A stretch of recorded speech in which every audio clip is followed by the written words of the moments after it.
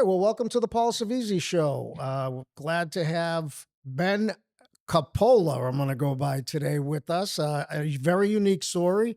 A lot of good stuff he has to share, and we're excited to have you on the show. So, welcome. Thanks for having us, Paul. Th- I'm super excited to be here with you and Good. talk about life. Thank you. I really appreciate it. I feel like in this short period of time of even talking, we have a mutual connection as far as personality goes. So, let's get it going.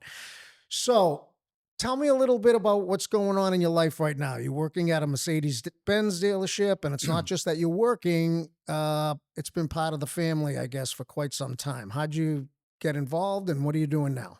So yes, all that is true. I'm a lucky guy. My mom married a really great person who owned a Mercedes dealership, and that's it was second generation. It was started in 1964 by his father. So this is our 62nd year in business. Wow. It's one of the original five Mercedes dealers in the country. So that's kind of a cool thing to talk about. Could Like you share the name of it? Smith Motor Sales of Haverhill. Smith Motor Sales of Havel. Strictly Mercedes We or only do Mercedes-Benz new cars. new cars? We carry, a line of different pre-owns at any time, but we have a lot of certified pre-owned Mercedes, and that's the brand that we Okay, we run with. gotcha. Yeah. So 1964, that's a long time. Yeah, so it was a Studebaker dealership prior to that, Oh, okay. Jaguar, Etzel. It was originated in 1922. So my stepfather's father and his brother started it when they came here originally from Poland, and they had a little repair shop and they got it going, and then they started building cars. My stepfather's father built Pine Speedway in Groveland, Massachusetts, with a few other guys. So they would build midget race cars, and that's how that started. So that's a lot of fun history that got them into the business. They And got them in. Now you and I were chatting earlier. So what's your current title at the business now? right now, I'm the general manager. My mother's the dealer principal, and we work every day side by side. Oh, that's awesome. All right, we're going to dive into that. So we were talking earlier about how you got into this line of business, and we were talking about various schools and colleges and things like that. So if you can just share with the audience the college, and we'll go back sooner than that, but just that whole college experience, because it sounds like you had a multi-dimensional track, for lack of a better phrase. Yeah, I had a few visits to different places, that's for sure. I graduated from Austin Prep in Reading, Mass, and that was a great experience. I made lifelong friends, the teachers there, I still see on a regular basis.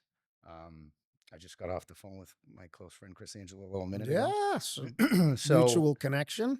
I had some football capabilities, and I was able to have some experiences after high school with that. And I stopped at Fordham for a minute, and Fordham University. in the Bronx in New York, and then I came back and hung out at St. Anselm's for a year, and then stopped at Merrimack, and that's where I kind of found home. Um, and then at, at my junior year, I decided to start my life in the car business. I left school, and I thought that I had spent enough time there, and I had gathered enough life lessons with the people around me in the education arena, and I thought life experience is calling, and I got to go do it. So I have so many, such a unique story. So you go for athletics to Fordham University. What Correct. was it that didn't work out? You just felt it wasn't a good fit, or you going through some stuff in your life, or what? What? Personal things happened. Yep. I had a really close person pass away. It was a Mm. tragic thing, and it stopped me in my tracks for a second, and it made me think about what was important. And at that time, it was how was I going to get through that, and how was I going to go to the next level of my life. That's tough. Yep. So I put football on the back burner for a second, and I reevaluated the situation. I went home, and I found I found opportunity in New Hampshire at St. A's, and I did a little football for them. Oh, yeah. And Okay. So you okay. and that school wasn't for me. It was a little too strict. I'm more of a free spirit. Yeah, because that's a small. Is it a A Catholic very school? Catholic, Yeah, small school. yeah. The guys and the girls are segregated. Oh, I didn't realize that. Okay. It's very Catholic traditional style school, which is cool and Oh, fun you in its did own that at right. Austin, right? Yeah, but just wasn't the college experience that I was looking for. Okay. So then I transferred to Merrimack, And and what was that like? that was great. That was a close to home experience. The business school was amazing. The friends that I made there were amazing. A lot of Boston-based kids, so it Yeah. was a lot of kids that I played sports against in high school. A lot of Oh, kids that I that's right. went to high school Yep. with. Yeah, that's right. That's right. Um, Did you live there or commute? no, I lived on Did you campus. really? Yeah, and every Friday, my mom would bring a pot of meatballs, and Absolutely. They have to. so she'd bring the meatballs and the Fantinis or the Panadoses rolls, and then my friends would meet her at the base of the campus, and she would give them the meatballs, and by the time they got back to the dorm, they'd be gone, and I'd get none. And you'd get none. Yeah. That's all right. That's So, what Italians do. and then she'd take their laundry too. Oh, of Like course. do the Take them laundry, home. drop the Yeah, food. bring it back. My mother used to do the same. Yeah. Now look at Merrimack now. It's crazy, right? How many buildings and Division 1 sports. And I mean, It's back in the day, I know they always had great hockey and stuff, but I mean, football now and all the basketball. It's it's crazy. come a really long way. They have a great alumni that supports that school. Yeah. When I was there, I got to know President Santagati well, and then he ended up being a customer of ours later on in life. And just there's just good people behind the doors there. Yep. The teachers are invested in the students, and that's huge in a college. You 100%. find that in high schools, but you don't find it as much in colleges. And I would say that Merrimack probably gets a ton of Austin prep kids because they're a lot alike. Those two schools feed off Yeah, each because other that now. Merrimack's Catholic too, right? Yeah. And I just think that benefits the kids that go there because they have relationships with the staff that's different than everywhere else. That's amazing. Yeah. So you end up at Merrimack, you do your little thing, you have a positive experience, you don't graduate. I don't You graduate. what do you like? What do you say to your parents, or what do you just like? I'm Well, it was done. kind And of what do you do? it was kind of a thing where they were like, what's the plan? And I said, well, I'll come work for you for a while. And then maybe I'll just take some classes online and get the degree. But I didn't have a plan on what I wanted to do. In the beginning, I thought, oh, I'll be a lawyer. That's because everybody in my family trended that way. And then, That's the easy thing to do, right? yeah. So then I was like, oh, what? I'm a good BSer, but I don't want to do that forever. So then I thought a little longer, and then I took, sociology and psychology, Yeah. and I learned about aging and stuff like that, and that made me think too much about mortality. So I got out of that real quick. Yeah, I was a psych major, so I know. And then I took too many business classes, and it got bored. I got bored from doing that. There's too many numbers, and I'm a relationship person. So I knew right away if I was going to be in business, I would never be able to do those things. I'd need to have somebody to do those for me, or have an employee, or have a right hand man, or Yeah, a yeah, business yeah. partner that knows that, because I don't want to know that stuff as So you're much. more of a people person. I'm a relationship driven business person, and that's how I do it. Like, I'm on call. If you need me, I show up. And that's a thing for me. It's important. Like, you know, yes, he's my lawyer, and yes, he needed help, but I showed up with the flatbed. That's different I than got it. having somebody else go there. You want to leave the impression that you care, and then they'll come back wherever you go, So whatever you where do. does that's really cool. And it's refreshing for me to hear.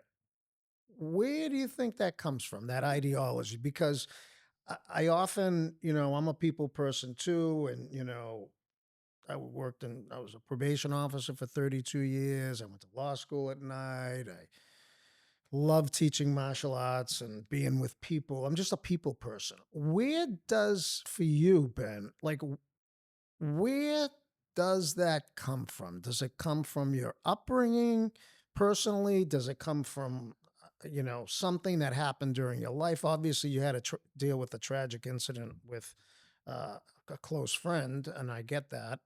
But where does this like free spirit type of non-traditional um, ideology come for Ben?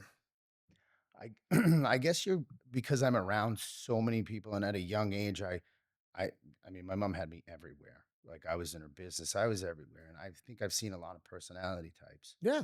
And I think I've had an opportunity to try and mold myself off of what flavor I like, um, and being open to different types of personalities gives you more opportunity to do different things in your Oh, life. I couldn't agree with You you know, more, I but I feel like I fit in with people when I'm more able to see what they see and collaborate on what their idea is, and then I'm able to work with them better.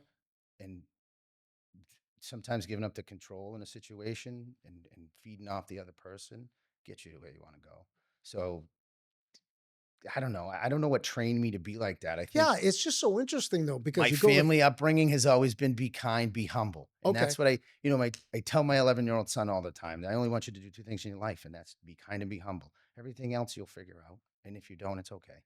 But the humble, kind thing will get you to a place that will set you up. those values are huge, right? Yeah. And it must be very um, must be a big part of the fabric of who you are because bouncing from three different colleges, right, and then saying I don't want to do this. That takes a lot of chutzpah to be able to do that, you know? Yeah. I think, resilience is the word. Resilience. I mentioned one friend, but my class had a multitude of kids that passed away at the same time. We had that first friend, and then a month and a half later, another very close friend died the same way. And so we were impacted with these situations.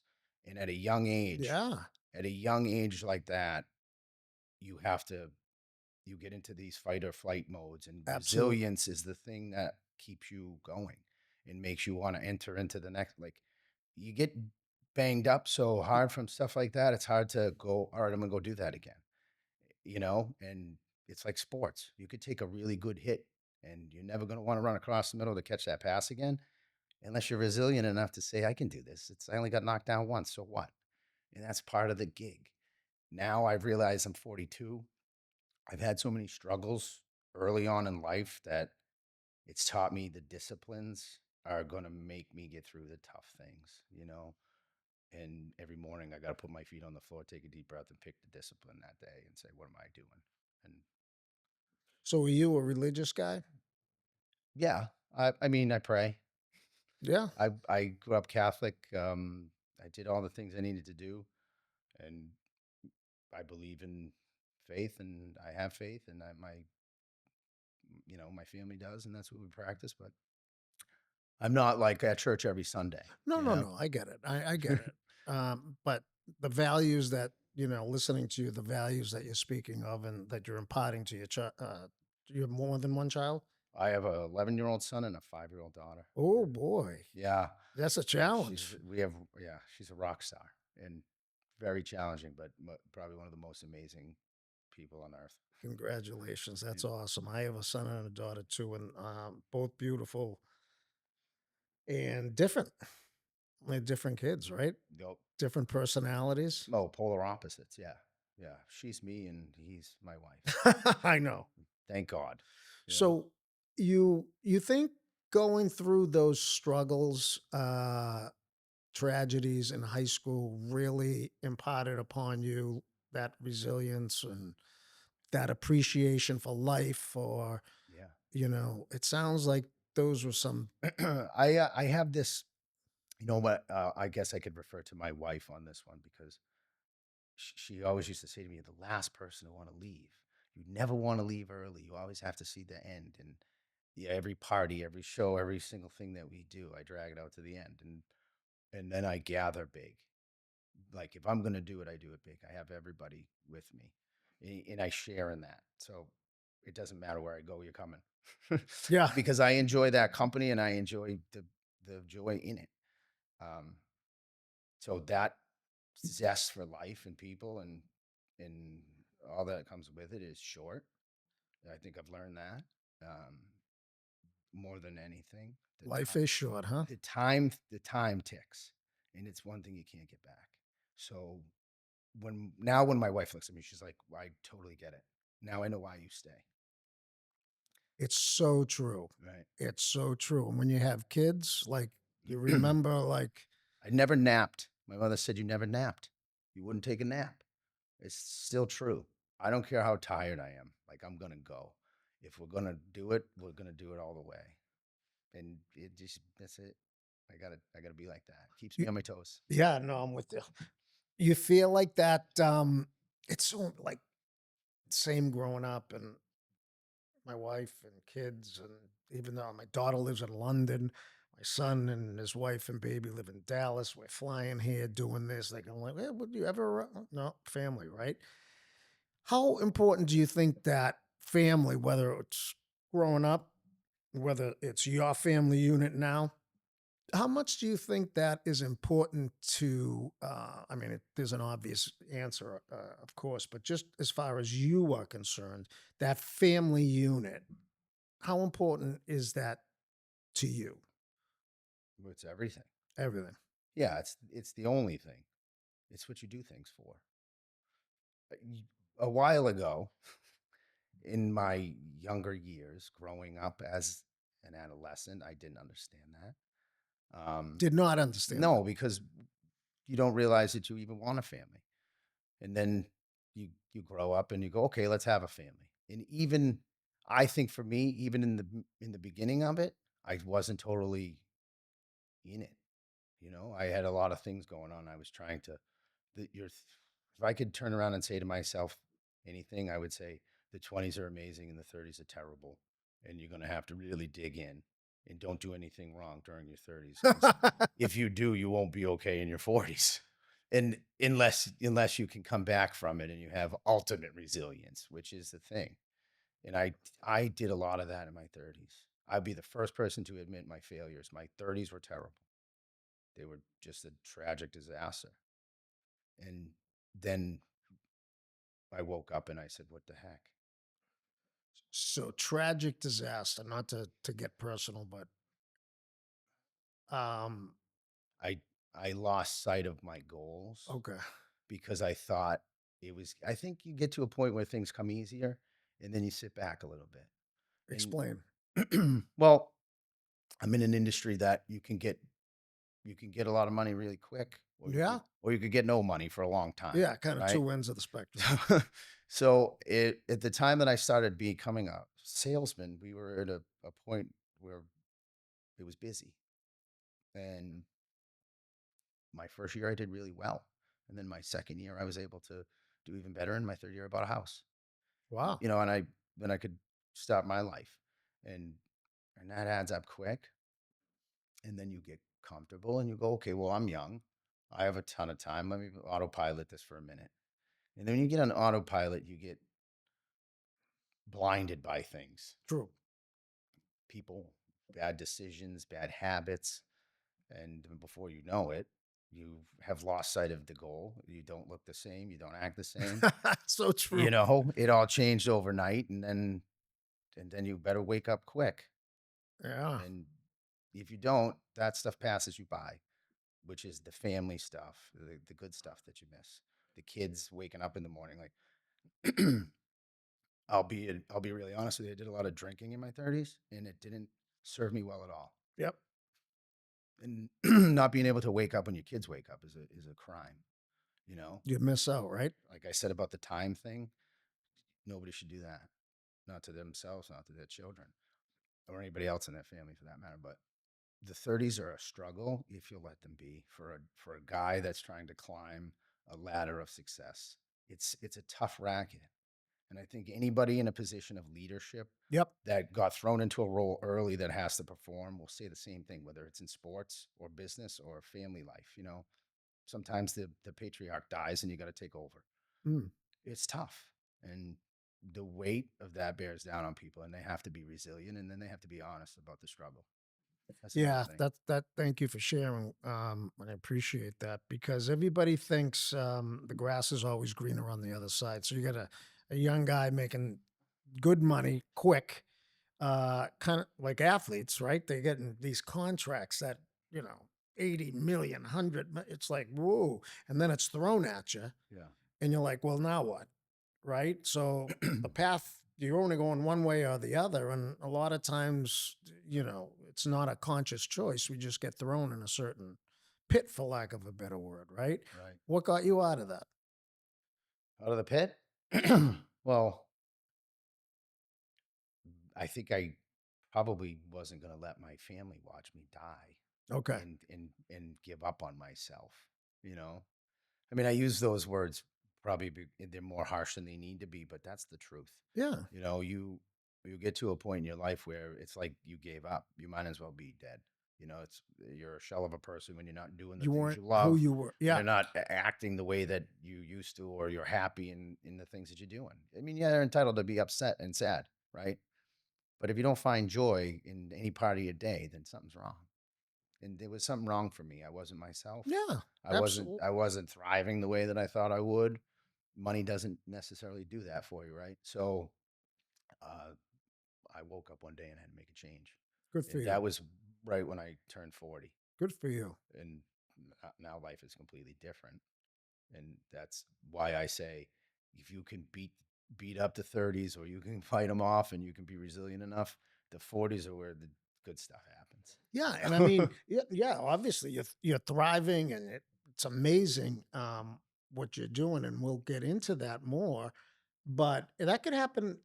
I mean, we're human. At the end of the day, we're Yeah, human, right? We're used to this, like, and I raise this to everybody on the show: is this prescription type of life. Like, yeah, you go to grammar school, you go to high school, you got to go, some go to college, some don't, but then mm, if you do, you do that, then you get out of college, you get the job, you stay in that job for 30 something years like I did. That, you get married, you have that white picket fence, and mm, then you retire on the pension, and then you die, yeah, right? So that's old school prescription. And um it definitely resonates with me as I listen to you and appreciate both your successes and both your struggles, that life necessarily is not a prescription, right? We get things thrown at us left and right, and it really comes from here, right? And it's a mindset yeah, of how we deal with that. You keep on using the word resilience and not letting down family and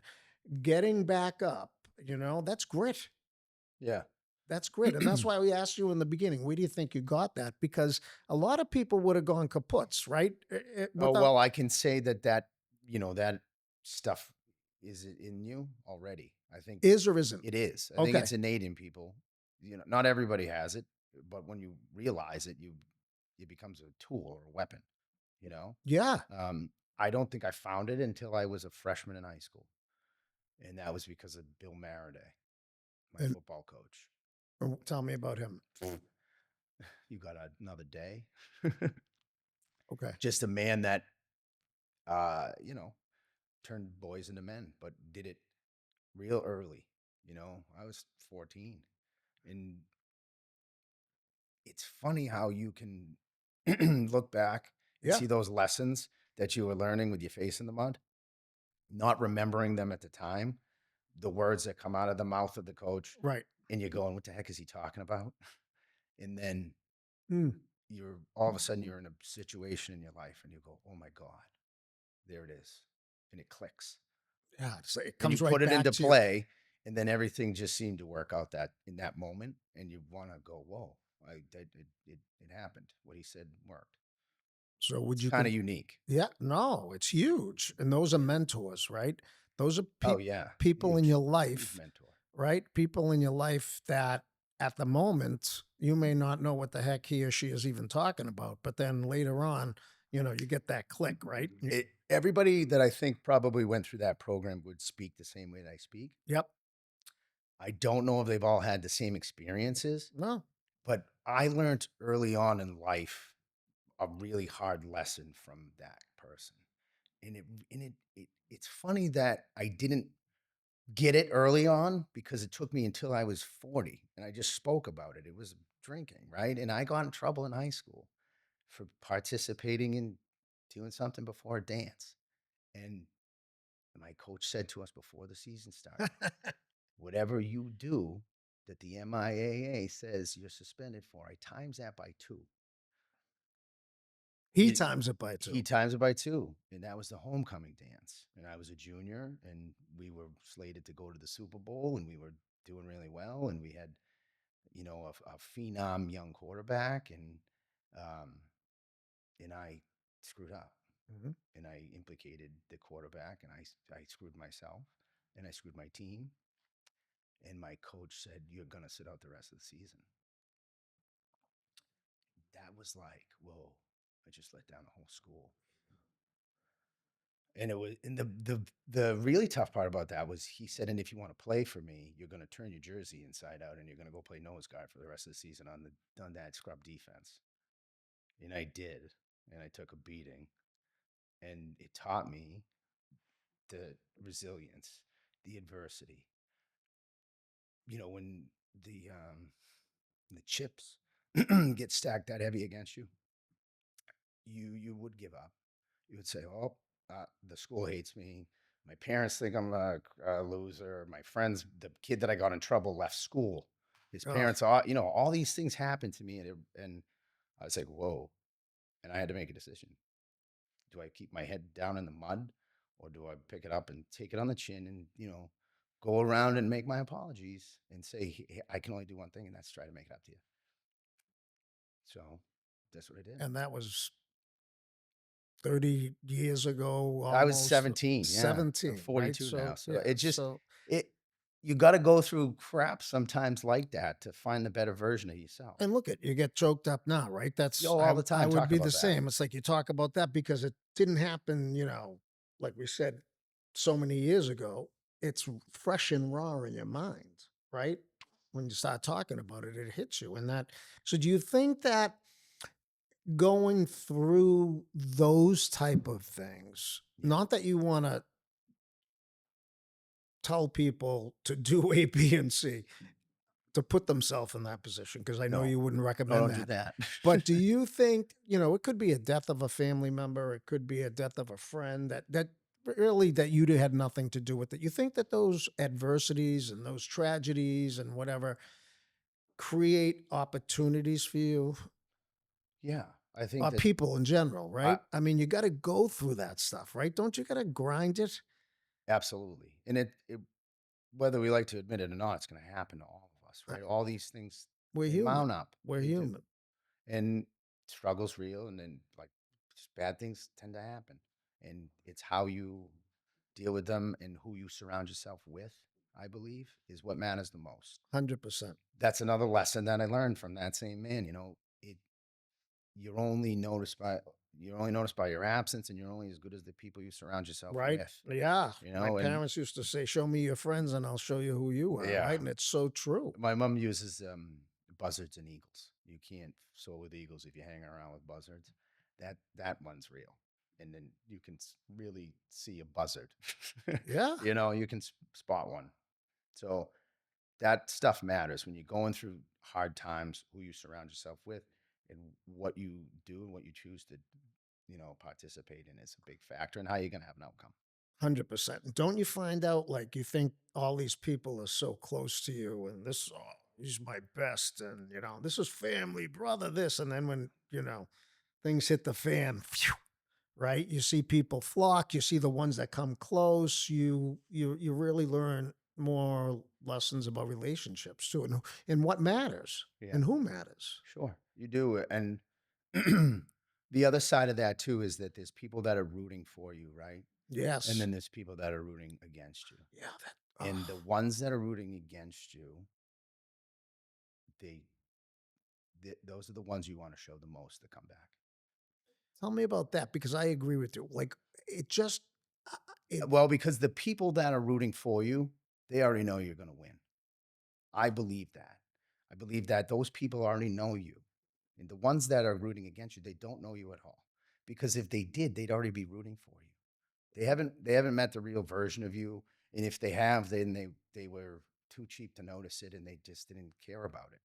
So let me ask you this, because I've gone through a bunch of different examples of that. And I'm just trying to, you know, as disappointed as you get, as hurt as you get, surprised a lot of times by what and who you thought people were. Like, where does that come from in people? And I get what you just said, but is it jealousy too? Is it like, I can't do that, so I don't want him to do that? Like, what is that? I would say that there's always a jealous factor in things. Yeah. Well, it's It's like I mean, I guess it's hard to be happy for somebody when they're when they're succeeding successful. succeeding in front of you. Maybe it's something that they're not good at, right? You would feel that jealousy. But on the other side, it's hard to have a relationship with somebody like that too, because then you feel guilty. Why you don't want to feel guilty around your friends if they're jealous of you. I had that happen to me in some You felt relationships. guilty? I felt guilty about performing in a situation where another friend couldn't. And then I was like, "Oh." And then I had to think about that. Interesting. And I was like, "Wait a minute, why am I upset about doing this?" Well, I You think know? you're a good human being, and you. Well, generosity is like the thing with me. I give you the shirt off my back or my shoes. I don't care. And like I want people to be safe and happy all the time. That's also a downfall sometimes because Yeah, you I could know. you Me could go too. too far and Me too. give up what you needed. You But go bang. What am I yeah, doing? I just I don't know. I believe in the well being of everybody around me all the time. So Yeah, and I love people to like someone successful. It doesn't have to be about money or anything. It just could be anything. I love that. yeah. I'm a cheerleader.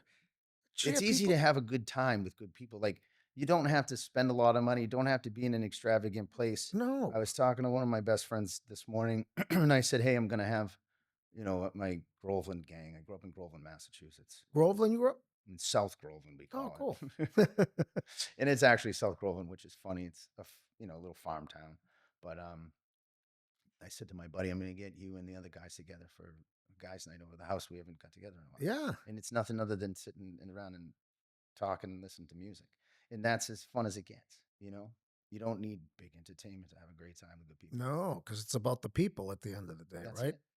That's Tell us about the dealership now. it. So tell me your new life, because it sounds like you've had a renaissance, a rebirth, Yeah. a Yep. new zest. You got a phenomenal, it sounds like great relationship with your wife. You got these two beautiful kids that, and I agree with you. And one word of advice I can tell you, which I know you're already doing, is the time factor. Please make sure no matter what you're doing, and I made sure of this, whether I was working, whether I was teaching, I went to every kid's practice, I went to every kid's play, Yeah. I left and took time off. I don't care who was there and what was in front of me. Yep. And to this day, like my son's 28, my daughter's 24, and they go, you know what? You didn't miss one of our activities, Right. weekday or weekend. They remember, Yeah. They do. you know? It's funny you say that because my wife and I actually had a little tiff over the weekend. And my son plays in a baseball league and they had a tournament and we were down in Northborough and he had showed up to the field early and we were across the street doing a little shopping. And then I said to him before the game, because he was having some struggles with his hitting, and I said, "Look, I said, you need to get amped up. Look at me, and I'll help you through it. When you get to the plate, if you're struggling or you're getting nervous, look over at dad." So it was a 2 o'clock start and it was 1:50 and my wife and my daughter hadn't come out of the store yet. I'm like getting anxious and I'm like, are you almost ready? Almost ready? And then we get out of there and she's driving real slow and then I'm giving her a hell and I'm like, hurry up. And it was that thing. I was like, I can't be absent for this kid, you know, he needs me. They And, do. and they notice you. They notice when you're They not know there. 100%. So that's important thing to be present. Yes, please do that. And, as many times as I've listened to kids say, oh, it doesn't matter if, my parent, my father, my aunt, my uncle is there, but I'm telling you, it does. Yeah. They don't forget Yep. and they appreciate it. They really appreciate it. Right. So, business wise, what's going on now? You're the general Business. manager. Yep, and where you said rebirth for myself, and Yep. that's also true to the business. It's been completely revamped. Really? In what sense? Well, so my stepfather passed away in 2023. Oh, He I'm at sorry. the age of 70. It was, a hard thing that we lost him early and from a sickness, but we had to grow from that.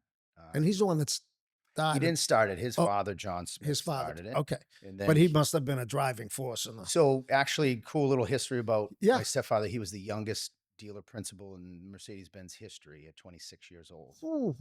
So his father passed away and he inherited it. And at 26, he had to run the show. So kind of thrown into the deep end. He was a mechanic and a body man. He didn't know anything about the financials. He knew nothing about customer relations. He's a super quiet person, real shy, amazing human being, down to earth, but just not the forward facing business guy that you And would think in but that you can't industry. be everything to everyone and all, right? Right, exactly. My mom says that all the time. You can't be all things to all people. And that's true. And so um he passed away and we decided that it was time to just change things up. We had been doing things one way for so long and it was okay, Huh. and steady goes it is fine. And he used to say to me, "You're rich and you're poor in this business," meaning when things are good, you got money, and when things are bad, don't spend any, and just run lean and don't do anything. And that's kind of the car business when you're a one car dealer, family owned store like us, which is fun. It's fun to be that, but you got to be strategic. And Mercedes Benz is a tough brand to work with, and now Mercedes has really one upped the style, and they're trying to change everything, and the competition is like, whoa. As The, far as the vehicles themselves. the vehicles have come so far so fast, and I'm proud to be part of it. I'm proud to have that badge of honor and say we're Mercedes Benz because it's really unique. We're only 387 dealers in the country, so Really? versus like 2,800 or however many thousands are of Chevys and in one location. I mean, if you look at Chevrolet, not to discount General Motors, it's a great brand, but you could probably run into 10 Chevy dealerships in 15-mile radius, Absolutely. where in a 50-mile radius, you'd only run into two Mercedes stores. So that's Interesting. different. Um, So I'm sorry, how many dealerships in the country? there's 387 Mercedes stores. That's it, huh? Yeah. Wow. But Okay. the Northeast region is probably one of the most vicious, uh, difficult places to do business as a car dealer. It's very oversaturated. And then, the New England group of people that in business that we're just tenacious, by nature. We're tough. I think New England is just in general for You people, it's go to Florida and talk different. to people in the car business, and it's literally like, the country club mentality. Yeah, They're great people, but they don't know winter. Like if you have 500 cars on a parking lot and you have to go push the snow off of those, it's a whole nother world. I And know. then you got to move them. Then you got to plow it. Then you got to move them all back. Yeah, it's It's definitely a big unique, and this is process. a side topic, less important to what you're talking about. But you go to different parts of the world, whether it be Florida or other part. You're right, and people are more laid back, and people have an experience, like you just said. That we just like go on autopilot, and I don't know if that's good or bad. I mean, it's good as far as Which success goes, but I don't know how good it is I think we're quality just of life. I think we're just trained to be ready for war here. It's Like, like action, yeah, right? we're just different. Yeah. We're a different breed and we move fast and we don't have the luxury of being that relaxed, you know? 100%. And I don't Uh, know, sometimes, as I get later on in the years, I'm like, wait a minute, Tampa what? doesn't get a 3-foot snowstorm No. by So accident you on don't a have to run Saturday. and clean all the cars. And I know they make Right. the salespeople do that and all that, We right? do team like that's a team thing and we make it a really good time. So tell me, okay, so That's the good stuff about what we do. what you do? So Because I've always been involved in team sports. I didn't do anything like wrestling or golf or yeah, anything. yeah, yeah. I just enjoyed being a group player. So having a group of guys, and there's 45 people that work with us. And when I say close 45, it's like a football team or a baseball team. It's like a family, right? Everybody is really close, and we have a lot of young people that we've brought out of technical schools and I trained, love that. and that's kind of been the stuff for us. The real meat and potatoes is doing that and the team stuff and then the youthfulness now and building the careers and showing these young people the steps and how to make it through this industry and be successful. I said to my service manager, we should set up a business on this thing because we're training people and it's like they're all of a sudden they're these like really successful technicians and this has come a long way since we started it. Yeah, it sounds more like, I said the word family, but as you're explaining it, right, it's really cool because you take pride in the fact that you're training these young kids. So we have my service manager who was a Whittier Tech grad. He came to us at 16 16. and started doing his co-op with us. Him and I are a year apart. So this is a real similar scenario from my stepfather and his best friend Wes Reed, who was our service manager for 54 years. Wow. So getting into the business at the same time, and he comes out of tech school and then becomes a mechanic or a technician, then later on in life becomes a shop foreman, and then finally our service manager retires and he has his opportunity and has been recognized across the country now for his efforts. He's just a, Really? yeah, just a huge benefit. And so what he's done is kind of unique. He's gone into Whittier Tech. He's talked to the automotive teachers, Yeah, and yeah. he's really dug out the talent. And he said, "Okay, what can I work with here that you think wants to go to the next level?" Now we've incorporated them in the school right out of the school into our business, and as soon as they graduate, they have their own bay. So we are seeing like the generational things change here. We've had people retire, and now these kids are coming out of school and Look at these the career-based employees. opportunities. Yeah. So we talked briefly about this before, and this is a hot topic about vocational schools versus traditional education, and I think you'd be a perfect one to comment on this because you've kind of done both, right? Yeah, yeah. You've done both, but I mean, there's waiting lists to get into Voc schools. They're building more Voc schools, and back when I was younger, it was the kids that got in trouble that went to the Voc schools. Now it's like the cost of higher education now is through the roof. Whether or not it's a good rate of Well, return, the dynamics changed, yeah. So right? The dynamic has changed. So in the 60s, if you weren't going to school to go to a prestigious college, then you were going to go to work. And that was true probably for a while, right? And then that's the prescription I was talking about, right? You now had we you had now this we fast path. right. Well, that prescription has changed, and now we have the digital world that we live in. Oh, And the that's digital world has created a big riff. And I don't care what anybody tells me, but there's never going to be a computer or a robot that's going to show up at my house and walk in and fix my toilet or my no, pipes or any utility that's broken, anything. It's not going to happen. So we need these people to be educated more than ever because they're super talented human beings and we need it. The world needs it. absolutely. So now what you see is, I think people have shied away from what technology has brought because it's oversaturated. That's the only thing I can say about it is it's hard to know what's real now. Well, In reality is this, like, I don't want to look at it. it's It's scary too too, much. right? So, like you talk about AI and all this stuff. Yeah. So, you'll read something and you'll go, "Oh my gosh," and then you'll kind of now you have to like double check to see if the picture's real, the story's real, anything's real. I believe in the technology that advances us through the time that bogs us down. So, for instance, if a system can read the back end of stuff that a human being would have to sit there for weeks on end to do, that ties up a whole nother scenario. Let's say you're in court and you're Yeah. relying on this information for a murder trial, and now you got this courtroom tied up for 17 months. But the AI system can disseminate all the information and put out three scenarios for you or two scenarios where the jury can make a choice that actually seems relevant to this case. So, are It puts you? it in front of you quicker and it actually moves it through the process. If all things are the same, then why wouldn't we utilize that Yep. capability, right? So, what about the elimination of jobs? You think No, I don't think it should because eliminate jobs at all. you I think don't? no. I Because mean, they're talking about with if like you're an no, engineer. I think it's going to. Oh, Do I believe in it? No, I don't believe that it's right. I hate that idea. And I don't use the it's word going hate. so fast, Ben. It It's is. like bang, bang, bang, bang, bang. But I think after time, people will realize there's no relationship in that. No, And I think that the word shelf life exists. It's going to be like bad bread after a while. People are going to want to change because it's history repeating itself. We, we rode horses before we had cars. Now all of a sudden, go to Montana, everybody's on a horse. It's just history repeats itself all the time.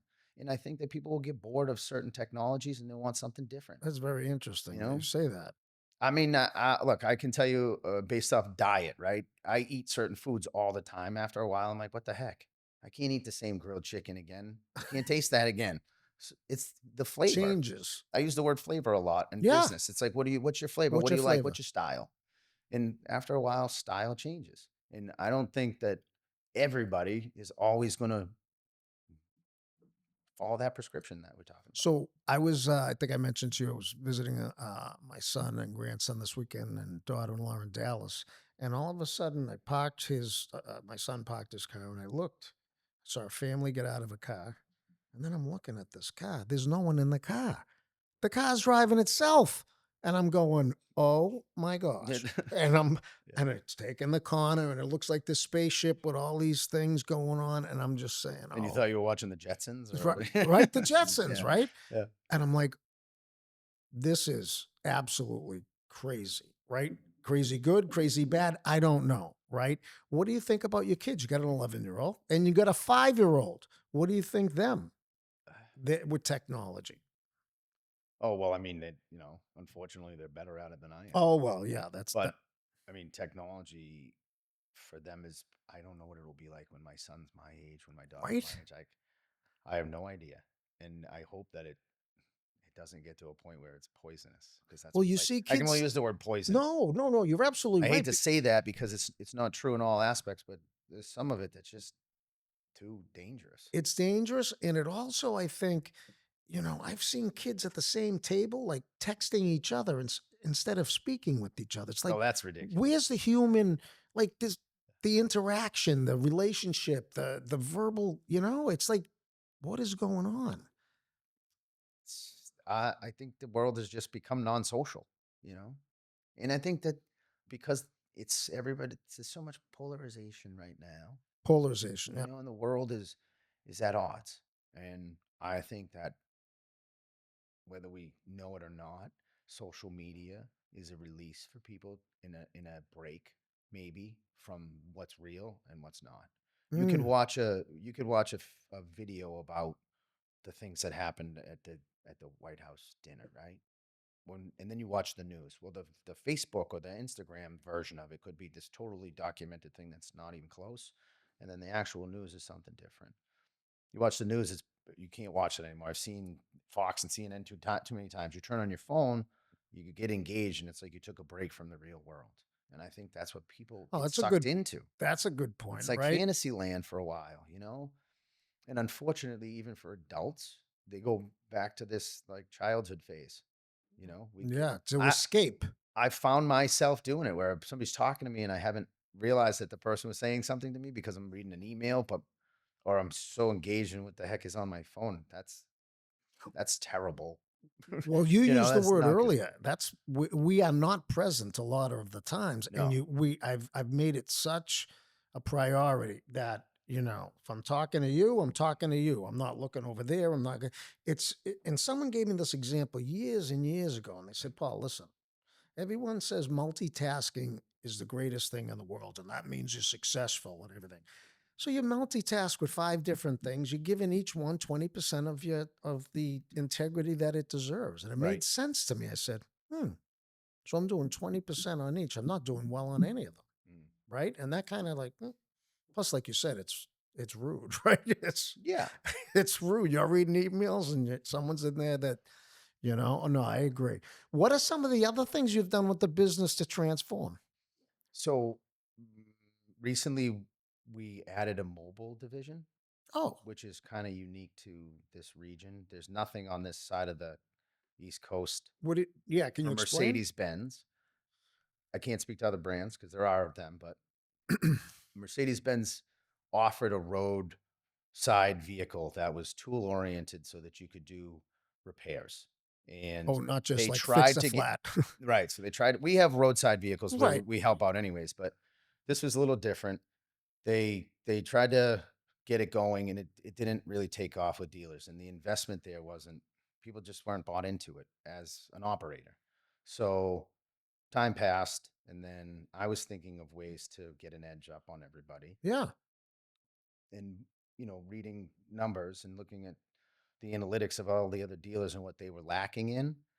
I found a hole. I So we love it. bought this mobile service van from Mercedes that they use for a road show, and it was all decaled up, and it had all these tools in it that were like $120,000 worth of tools. Oh, that's all? So we can pretty much we can pretty much do well, they gave us a huge discount, Yeah. and I said, "Hey, we gotta go for this. We gotta give it a shot because the worst case scenario is you take the tools out of the van and we replace an old tire machine that we have in the building with that new one, or whatever's in there we use, and then we sell the van or we make it the parts van." Yeah, So yeah, there was yeah. a play there.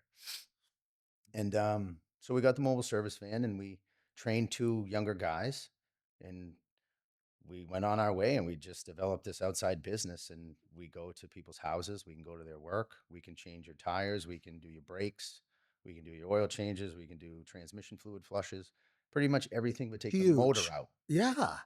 So, I hope people are buying into that because well, so for the first couple of months we were like, we couldn't convince people what it was. And then we had some of our longer, generational customers that we had that, were like, "What are you doing?" And I said, "Just let us bring this over to your house and do the car in the driveway. I promise you, it'll be something that great you'll like." experience. Yeah. And then we did it, and then they raved, and then they raved so much that it spread, and now we have, or too many appointments for it. So I think we have to get another I was just van. gonna say that's gonna lead to getting another van. Right. And so now we've stretched, and we're in southern Maine. Oh, We're on the other side of Boston. We got a lot of requests for stuff that's everywhere. I'm doing like 100-mile radius. So phew. the other thing that we did that was unique to this situation was we bought a flatbed. We decaled it up. We made it look real classy. And so the flatbed serves as the loaner car delivery. So if you're broken down and your car's inoperable, we'll put the loaner car in the flatbed Wow. and we'll go out and we'll swap the vehicle for you now. So that is a different. Huge. You could drive the car out there, but you'd need somebody to follow you. So what we do is we have, this winter we had our tow truck driver or an employee of ours who's now trained, bring the car. He warmed it up before he got to the person's, you know, breakdown area, did the whole thing, and then followed the lady home to make sure that she So she got was there safe. properly. So if you do a little bit more like that, it 100%. goes a long way. And I was what came to my mind and is to me that's concierge service right there, right? That's Yeah. above and beyond. That's actually where it's listed on our website is mobile service and Absolutely. And concierge. the term is becoming more and more popular. And I think it also just exemplifies that, just like you said, it's warming up that car, following the woman. Like, yeah, that takes time and energy. I get it. But at the end of the day, how much, like, that goes so It's far. just the little thing, It's right? the little extra. If you can't reach over as a service advisor and you're pulling up a person's car and you know the temperature is below 50 degrees, if you can't reach over and push the heated seat button, whether or not they want it on, it doesn't matter. But that courtesy or just that little convenience, when they notice that you did that, like in the review that they leave on the website or a Google review, they mention how amazing that and thoughtful that would have been. And it Absolutely. took you nothing to do it, to cost you nothing to reach over and push the button. Press the button. But here's the question I have for you. This is such an interesting topic for me, and it resonates with me in my entire life and the way that I've spoken to my kids and taught them and stuff.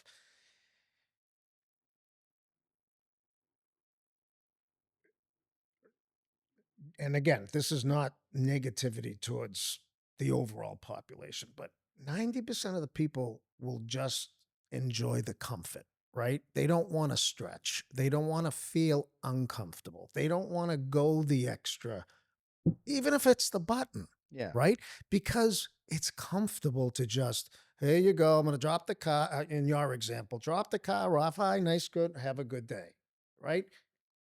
Comfortable because you get by with comfortable. You're used to feeling comfortable. It's good to be comfortable. And I call this, this podcast breaking out of the 9 to 5 mindset. 9 to 5 is great. I mean, that's what America is about, but it's comfortable. And again, it's fine.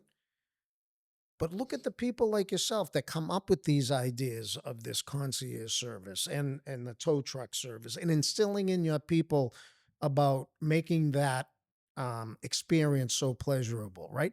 What is it about you And I don't think this is personally, and it's about myself, it's about you. It's not rocket science. So why do people get stuck? How do we get them unstuck? Do you know what I mean? Like, what is it? Like, what made you come up with that idea? I know it's a business model. I Well, get it. so I think you got to look at things multidimensional, right? Right. There's other people in the area that are trying to do things in the wow way. And what's the wow way? So I don't talk poor about my competitors, No. but the person's not getting what they came to get. Now, put that in the version that I have. Your courtesy or the thing that you're looking for is to get your car fixed or to buy a car. Well, I can fix your car in your driveway is a whole nother game. If I come to your house and you're an at-home employee, you don't have to come to the dealership and disrupt your life. I go crazy if I have to go to the dealership. I got to drop the car off. Okay, do you have a loaner car? Well, the loaner cars are short. We don't have any. But it's like a all day game. So we talked about time earlier, right? Yeah. You don't get it back. No. Whether it's business related or family related or just your personal time, you're not going to get it back. So if we've created a window that allows you to have more time and it's in your own space where you're comfortable as opposed to mine, then we have that. You know, you want to get out of the house, you can. I'll bring you a loaner car. No, There's I a get that million ways to do 100%. that. The So mission was aligned, but what? But my real curiosity is how come you were able to come up with it? And why did ag- and nobody else again, think of we're it? not Well, sending ships to NASA. I mean, rockets to NASA here. I Just think I like, looked at a dead idea that my manufacturer had an idea like others and it and was you dead. wanted to revive And it. I thought that it didn't get enough life put into it. Yeah. And sometimes you don't look at the glass half full when you're supposed to. And I think maybe I was looking at the right time half full, but at the same time I was eager to do something different. And that creativity is I think what people might struggle with sometimes. Why? Um What makes you creative? What makes you innovative? Obviously, your mentors, your life story, the struggles. Is there anything else that you think like? I mean, you said you hated numbers, but then you talk about analytics, right? yeah, So, well I don't like numbers, but no, I don't that's like just num. because I struggled with them in I high don't like school. numbers either. I'm with you, but then again, all my businesses we have to focus on the data, right? Yeah. But it's like you're jumping over the fence where a lot of people get stuck or comfortable being either on the other side or Okay, on it. well, I guess I need to be really raw and honest Yeah. with you because I think my creativity lacked because I had a bad habit. So if you change something in your life that is not affording you the opportunity to Okay. grow, you may find a different version of yourself. I'm not just saying that it's a substance. It can be anything. It can be a No. crowd of people. It can be the fact that you walk around the lake in Wakefield every Wednesday at noontime instead of the fact that you're going to do something that's related to your work. I don't whatever the habit is or hobby or thing, Yeah, yeah. you might need a change that unlocks a door that shows you something you didn't know you had. Awesome. And that's kind of what I did. I mean, it was always there, right? And I knew I had it. In high school, I was like that. And then somewhere along the way, I got off that path. I took a break from it. And maybe I did that consciously. Maybe I said, I need some downtime before I have to perform. Or maybe I did it unconsciously and said the same thing. I don't know. But Yeah. all I know is I found my way back to who I was. And I think that if people look for new versions of themselves, they'll find it. You just got to look in the unassuming places. You think you're a better version of yourself now? Yeah, definitely. I'm a whole better version of myself. I'm a better dad. I'm a better husband. I'm a better son. I'm a far better boss. And a better friend now because I have a group of people in my life that still struggle with the same things that I did. So if I can be the post to lean on or the thing to smash around if they're angry about it, whatever, it doesn't matter. I'm there. Like that's the point. And I'll be the sponge to suck it all up if they need me to. I hope you do something for yourself. Like you Oh, get a don't trust me, man. I got plenty of vices. I have a classic car. I was just gonna say I'm a that. carburetor person, so Oh, that's I cool. really like muscle cars, and I think that was just both of my dads were into cars, and so um, that carried on with me. And then being in the business, it's just something that I love, right? It sounds like we said, the Renaissance transformation, and I'm so proud and happy for you. And it sounds like, obviously people are the most important thing, and you're the most important thing as we have this conversation. But the business is all thriving. Also, you're a young guy. You got great ideas. It sounds like you got a family owned, operated business that's unique, and that's what it's all about. As we wind down, we just got a couple of minutes left. As we wind down, what guidance can you give? And you gave a lot already, but what guidance can you give to someone or others that could be struggling, whether it's addiction, whether it's a relationship issue, whether they're just in a dark place? Um, and it doesn't have to be a specific age, it doesn't have to be whatever, but someone that just is in a dark place um, that or they know that they were once X version of themselves and now they're a different version. What would you recommend? I know that's a very convoluted, multifaceted question, but a couple of maybe nuggets. I guess there's a few things that I could say to that. The Okay. first thing is ask for help wherever that might be in Mm, whatever format. You can't get to the top by yourself in anything you do. And I don't care what person tells you that. Yeah, you can take the chairlift up to the top of the mountain, but somebody at the bottom turned it on. good point. So ask for help. That's number one. Ask for help, number Yeah. one. Um, the second thing that I think is the most important is to stay true to who you are. A lot of my way in life, I tried to be other versions, thinking that was what was going to work for me. I tried to be other people. I had idols. I had a cousin that I idolized. I told you about him.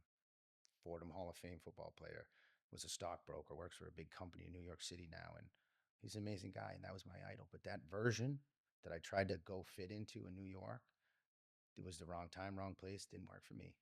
So stay true to who you are, and you will find the thing that works for you, and you will find the thing that you love and that satisfies you. And